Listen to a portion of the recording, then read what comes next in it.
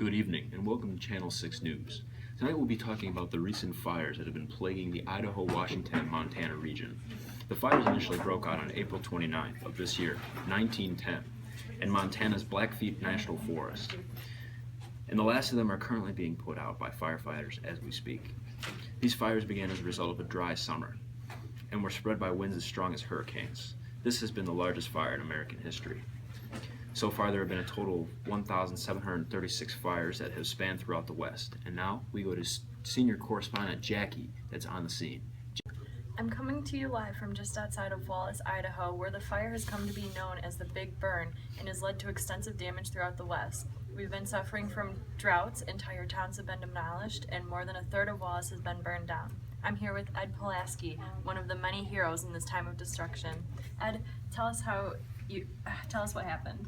The fire had just become too much, and we needed to get out of there. I ordered my men to leave, and we just barely escaped the fire. I noticed the mine shaft and knew that was our only hope.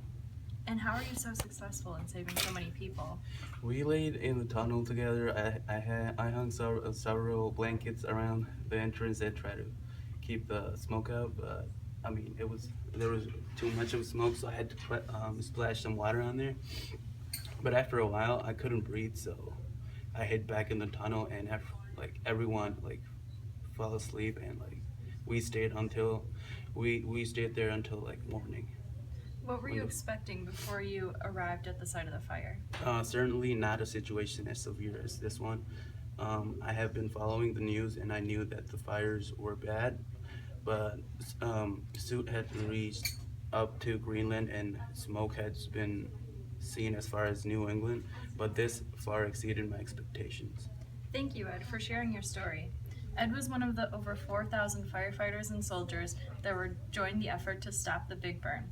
The fire has since been put out, and the 38 survivors are being treated for injuries. The Big Burn will have a major effect on the fire suppression policies in the future. Firefighters are currently creating new policies that will both prevent fires and suppress them as quickly as possible. Back to you, Stephen. Go. Thanks, Jackie.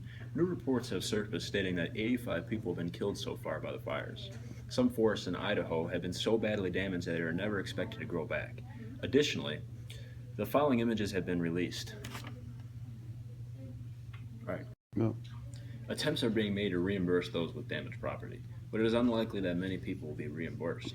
Thousands of tons of timber have been burned by the fire. It is estimated that less than 10% of that timber will be salvageable. Though the fires continue to burn, we remain unsure about their cause.